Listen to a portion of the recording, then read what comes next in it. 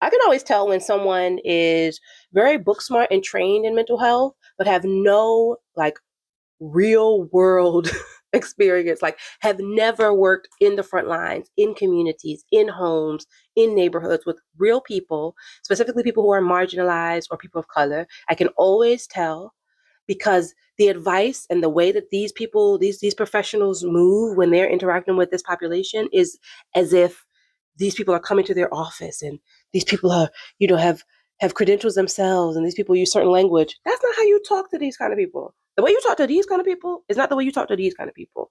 Mental health must be contextualized. And that doesn't mean that you throw the baby out with the bathwater. That doesn't mean that you throw out your ethical guidelines or you throw out your professional training. It doesn't.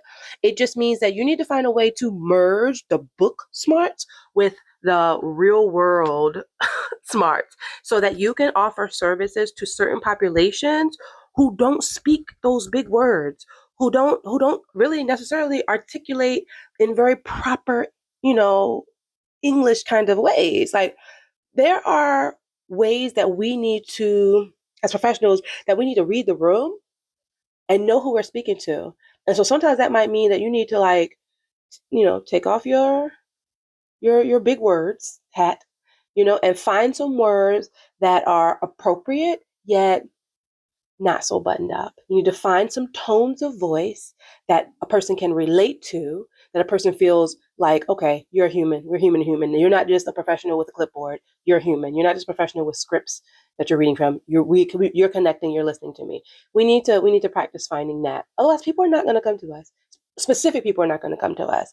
And maybe that's the agenda. Maybe the agenda is, well, if they can't handle the way we do it, then they don't get the service. But that leaves a lot of a population, specifically marginalized, oppressed populations, that leaves them without services that they deserve, quality services that they deserve, because their providers are not contextualizing the service to meet those individuals where they are on their level.